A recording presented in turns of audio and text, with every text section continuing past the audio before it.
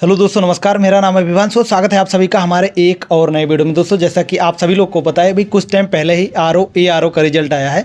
तो अभी उसी श्रेणी में, जैसा कि आप लोग को पता है कि अभी हम जो यहाँ से सिलेक्टेड कैंडिडेट हैं उनका इंटरव्यू कर रहे हैं, साथ साथ उनसे जानने की कोशिश कर रहे हैं किस तरीके से उन्होंने तैयारी की है। तो आज हमारे साथ हैं समीर श्रीवास्तव सर हैं, जिनका सहायक समीक्षा अधिकारी की पोस्ट पर 21वीं रैंक के साथ चयन हुआ है। तो सर से आज इनकी जर्नी के बारे में जानेंगे, साथ साथ आप लोग ARO की किस तरीके से तैयारी वगैरह कर सकते हैं, तो सब कुछ आज के इस वीडियो में कवर करेंगे। बस आप लोग वीडियो में एंड तक बने रहिएगा। एंड चैनल पर पहली बार है, चैनल को सब्सक्राइब कर नोटिफिकेशन बेल को प्रेस कर दीजिएगा, ताकि हमारे वीडियो की रेगुलर अपडेट आप सभी को सबसे पहले मिलते रहे। सर, सबसे पहले आपको, हमारे व्यूवर्स जो वीडियो देख रहे हैं, और हमारी तरफ से आपको बहुत बहुत बधाई। नमस्कार, धन्यवाद। सर, पहला क्वेश्चन तो हमारा यही रहेगा कि आपका एजुकेशनल बैकग्राउंड क्या रहा सर? मैं इंजीनियरिंग ग्रेजुएट हूँ, अभियांत्रिकी स्नातक 13 बैच का। के बाद मैंने इंजीनियरिंग कॉलेज में बतौर असिस्टेंट प्रोफेसर वर्क किया है करीब 2 से 3 साल। फिर मेरा फील्ड में भी एक्सपोजर रहा है। मैं PNC इंफ्राटेक लिमिटेड में असिस्टेंट हाईवे इंजीनियर की पोस्ट पर काम कर चुका हूँ। फिर लास्ट टाइम मैंने वहाँ से रिज़ाइन करके इस एग्ज़ाम के लिए प्रिपेयर किया। तो सर, मतलब इसके लिए आपको मोटिवेशन कहाँ से मिला? क्योंकि ऑलरेडी जॉब में थे, तो PCS में किस तरीके से आपका आना हुआ? सर, हम जिधर वर्क कर रहे थे उधर भी हमारा बहुत अच्छा था। मतलब बतौर एक इंजीनियर अगर आप बात करेंगे तो इंजीनियर का राष्ट्र निर्माण में सीधा सीधा योगदान होता है, ठीक है। वो भी वेल एंड गुड था, बट क्या है कि अपना पैशन जो होता है उसको चेस करने का मज़ा ही अलग है जी। सर, जब से रिजल्ट आया है तो काफ़ी सारे छात्र जो है मतलब कमेंट बॉक्स में कमेंट करते हैं कि हम ARO की तैयारी किस तरीके से कर सकते हैं। तो आपका सहायक समीक्षा अधिकारी की पोस्ट पर चयन हुआ है, जिसको ARO बोलते हैं। तो ARO के लिए मतलब क्या अलग से कोई क्राइटेरिया चाहिए होता है? जी, ARO के लिए जो सहायक समीक्षा अधिकारी का पद है उत्तर प्रदेश लोक सेवा आयोग के थ्रू, उसके लिए अर्हता का तो मतलब एक विशेष तकनीकी योग्यता चाहिए होती है, जैसे O लेवल। तो सर, जब आपकी तैयारी मतलब स्टार्ट हुई, जब आप जॉब छोड़ के आए, उसके बाद आप तैयारी कर रहे तो किस तरीके का मतलब चैलेंज आपको फेस करना पड़ा था? सर, चैलेंज तो बहुत सारे होते हैं। मतलब एक मतलब सोसाइटी में भी, घर का भी, और अपना एक जो मतलब मानसिक जो दबाव होता है।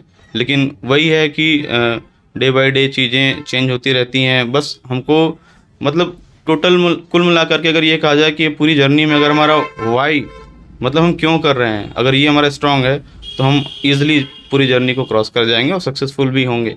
और सबसे बड़ी बात तो मैं ये कहना चाहूँगा, जो भी लोग देख रहे होंगे इस वीडियो को या देखेंगे, कि हार्ड वर्क और स्मार्ट वर्क का कोई सब्स्टिट्यूट नहीं है, इसको प्रतिस्थापित ही नहीं किया जा सकता है। और साथ साथ कंसिस्टेंसी, जो व्यक्ति रोज़ चल रहा है वो डेफिनेटली पहुंचेगा, एकदम निश्चित तौर पर पहुंचेगा, बशर्ते रोज़ चलने की ज़रूरत है। मतलब हमको डेली बेसिस पर वर्कआउट करना है एकदम निश्चित तौर पर, और यही चीज़ें लोग मेंटेन नहीं कर पाते हैं, जो कि एक बहुत बड़ी बात है अपने आप में।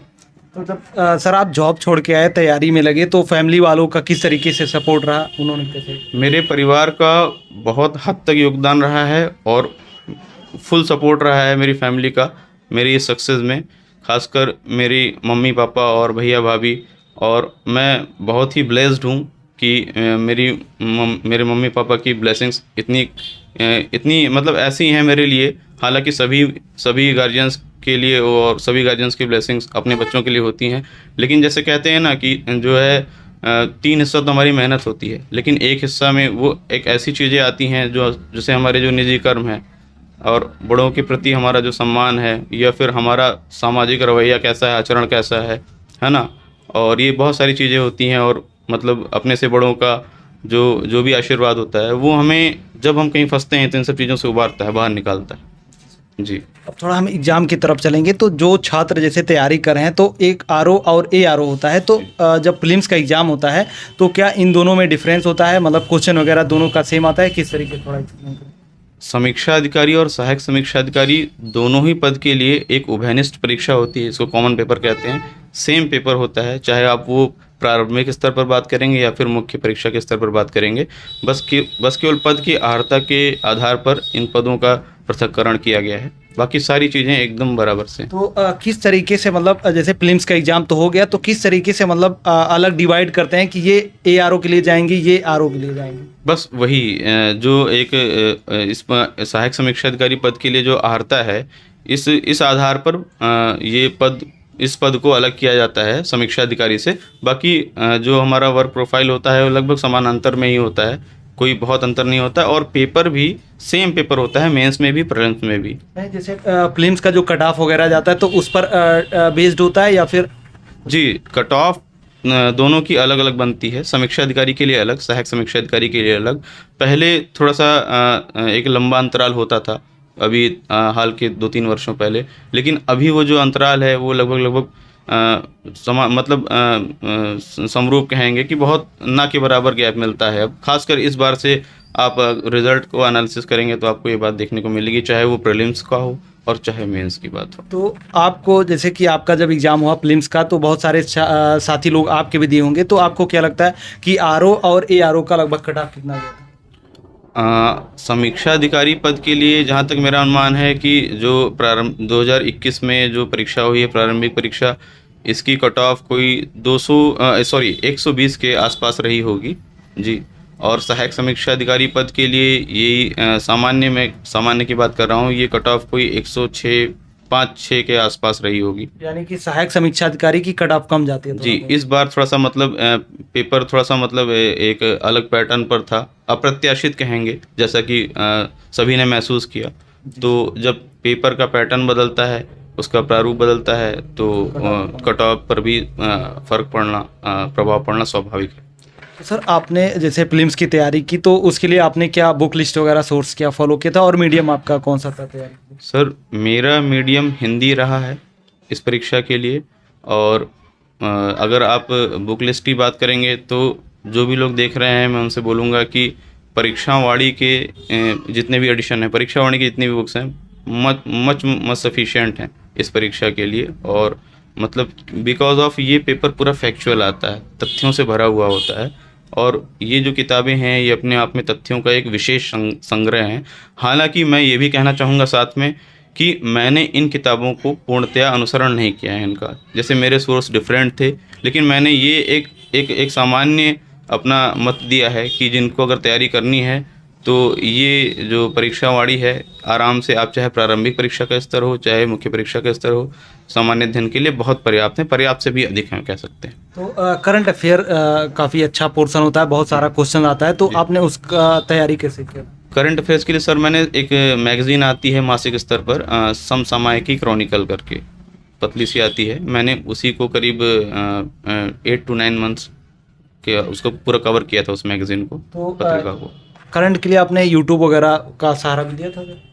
जी, यूट्यूब का सहारा तो मैंने बहुत विशेष नहीं लिया। हाँ, जो है ज़रूर बहुत सारी चीज़ें कभी कभी अच्छी मिल जाती हैं।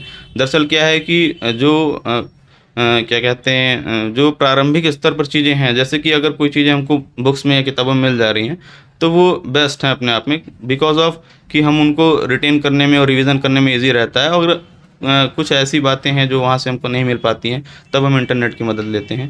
ऐसा कहना बिल्कुल गलत होगा कि मैंने उसका सहारा नहीं लिया। हाँ, लेकिन कुछ हद तक समावेश रहा, ज़्यादा जो योगदान रहा है वो किताबों का ही रहा है। सर, मेंस के लिए आपने क्या सोर्स वगैरह फॉलो किया था, कैसे उसका पैटर्न होता है? सर, मेंस में इसमें 4 प्रश्न पत्र होते हैं। सामान्य अध्ययन का एक प्रश्न पत्र होता है ऑब्जेक्टिव वैकल्पिक तौर पर, और वैकल्पिक एक प्रश्न पत्र और होता है सामान्य हिंदी का, और सामान्य हिंदी एवं आलेखन का एक प्रश्न पत्र होता है। ये मतलब कन्वेंशनल पेपर होता है, मतलब डिस्क्रिप्टिव। और हमारा निबंध का एक पेपर होता है, ये भी डिस्क्रिप्टिव होता है। अगर बात करते हैं सामान्य अध्ययन की, तो सामान्य अध्ययन के लिए जो प्रारंभिक परीक्षा के स्तर पर हम जितनी तैयारियां करते हैं, वही सारे स्रोत हमारी मुख्य परीक्षा के स्तर पर भी अनुसरण किए जाते हैं, और वही करना ही चाहिए। कारण क्या है, बार बार सोर्स बदलने से बहुत समस्याएं होती हैं, और कई चीज़ों को बार बार पढ़ने से अच्छा है कि एक ही चीज़ को कई बार पढ़ लिया जाए।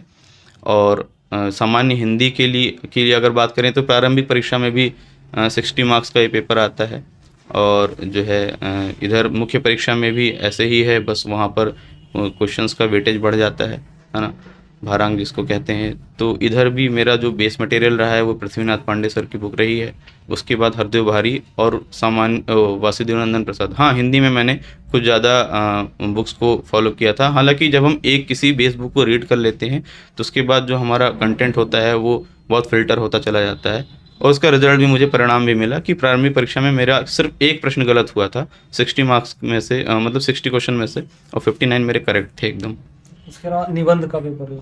निबंध के लिए सर मैं एकदम वास्तविक तौर पे बताना चाहूँगा कि मैंने इधर उधर अन्यथा तौर पर किसी भी स्रोत का अनुसरण नहीं किया है। मैंने एक बुक आती है दृष्टि की, उसमें मतलब उत्तर प्रदेश प्रवर अधीनस्थ परीक्षा में जितने भी निबंध आ चुके हैं अब तक विगत वर्षों में, उनका संग्रह है। तो वो जो निबंध के विषय होते हैं वो काफ़ी हद तक उपयोगी होते हैं हमारी इस परीक्षा में। और उसके बाद जैसे मैं ये भी नहीं कहूँगा कि सारी चीज़ें उसमें एक साथ मिल जाती हैं। दरअसल क्या होता है कि चाहे वो पीसीएस की परीक्षा हो, चाहे आरओ की परीक्षा हो, हमको जो स्रोत है ना वो विभिन्न स्तर पर विभिन्न स्थानों से मिलते हैं, ठीक है। तो मैंने इंटरनेट की मदद ली यहाँ पर और पर्याप्त इस्तेमाल किया उसका। जैसे कोई टॉपिक मुझे बुक में अच्छा मिल गया, जैसे निबंध की रेंज मेरी वाइड थी, मैंने ज़्यादा टॉपिक्स पर ऐसे तैयार किए थे, तो उनको मैंने आधा, मैं कह सकता हूँ कि 50% बुक से प्रिपेयर किए और वह बाकी मैंने जो है इंटरनेट का इस्तेमाल किया उसमें पढ़ते। तो सर जो छात्र अभी तैयारी मान लीजिए करना चाहते हैं आरओ या आरओ की एग्ज़ाम, अभी नोटिफिकेशन तो नहीं आया है, तो आपका उनके लिए क्या सजेशन या क्या मैसेज रहेगा? मैं तो बस यही कहना चाहूँगा एक सामान्य मत के तौर पर कि कंसिस्टेंसी जो होती है उसका तो कोई प्रतिस्थापन है ही नहीं, कोई सब्स्टिट्यूट है ही नहीं। सिटिंग कैपेसिटी अगर इसके अंदर आ गई वो कोई भी एग्ज़ाम निकाल लेगा। होता क्या है ना कि हमारा अगर ट्रैक सही है तो वो बंदा भी पहुंचेगा जो स्लो चल रहा है, वो बंदा भी पहुंचेगा जो फास्ट चल रहा है। बस फ़र्क इतना है, कोई पहले पहुंचेगा कोई बाद में पहुंचेगा, लेकिन उसके लिए हमें निरंतर चलते रहने की ज़रूरत है। जो रुक गया समस्या उसके साथ। बस हमको बस इतनी मोटी सी बात ध्यान रखनी है। और हाँ, मैं एक बात ये भी कहूँगा कि बहुत ज़्यादा स्रोत का अनुसरण ना करके, है ना, कम स्रोत रखा जाए, अपने सोर्सेज जिसको कहते हैं कि उनको कन्फाइंड रखा जाए, और उन्हीं का मल्टीपल रिवीजन तो बहुत मैटर करता है किसी भी एग्ज़ाम में। ये कहने वाली कोई बात नहीं है। अगर जो भी अभ्यर्थी जो सीरियस एस्पायरेंट हैं वो खुद ही जानते हैं कि समीक्षा अधिकारी जैसी परीक्षा में, जिसमें कि जो सामान्य अध्ययन का प्रश्न पत्र होता है जो कि ऑब्जेक्टिव टाइप का होता है, तो होता क्या है कि जो बुक्स होती हैं, हम लोग जो मोटी मोटी बुक्स होती हैं सब्जेक्ट की, अलग अलग सब्जेक्ट की, तो विभिन्न विषयों की जो किताबें होती हैं हम उनको पूर्णतया रिटेन नहीं कर पाते हैं एकदम से, और इतना इजी भी नहीं होता है, और वो बहुत टाइम टेकन भी होती हैं। हाँ, फ़र्क इतना होता है कि जो किताबें होती हैं जब हम उनको एक बार थोरोली चले जाते हैं, रीड कर लेते हैं, तो हमसे सिली मिस्टेक्स नहीं होती एग्ज़ाम में। स्टोरी क्लियर होती है, कॉन्सेप्ट क्लियर होता है। मैं यहाँ पर एक बात के लिए ज़ोर देना चाहूँगा कि इन ऐसी परीक्षाओं के लिए जो हमारे एमसीक्यू के प्रैक्टिस सेट होते हैं, खासकर प्रीवियस ईयर जो आए हैं, पूर्वावलोकन और भी कुछ अच्छी किताबें आती हैं जिनमें कि इस स्तर के प्रश्न मिलते हैं, उनकी प्रैक्टिस, उनका अभ्यास बहुत महत्वपूर्ण है, बहुत ही ज़्यादा, क्योंकि किताबें रिटेन करना इतना आसान नहीं होता है। जी, और आपने बहुत ही अच्छी इन्फॉर्मेशन हमारे व्यूअर्स को दी, इसके लिए आपका बहुत बहुत धन्यवाद सर। जी, थैंक यू सर। अग्रिम भविष्य की आपको बहुत सारी शुभकामनाएं। बहुत बहुत धन्यवाद सर आपका। तो दोस्तों, आप लोग को आज का वीडियो कैसा लगा, आप लोग एक बार कमेंट करके जरूर बताना। एंड वीडियो अच्छा लगा वीडियो को लाइक, कमेंट और शेयर जरूर कर दीजिएगा। चलिए फिर मिलते हैं अपनी किसी नेक्स्ट वीडियो में, तब तक के लिए जय हिंद, वंदे मातरम।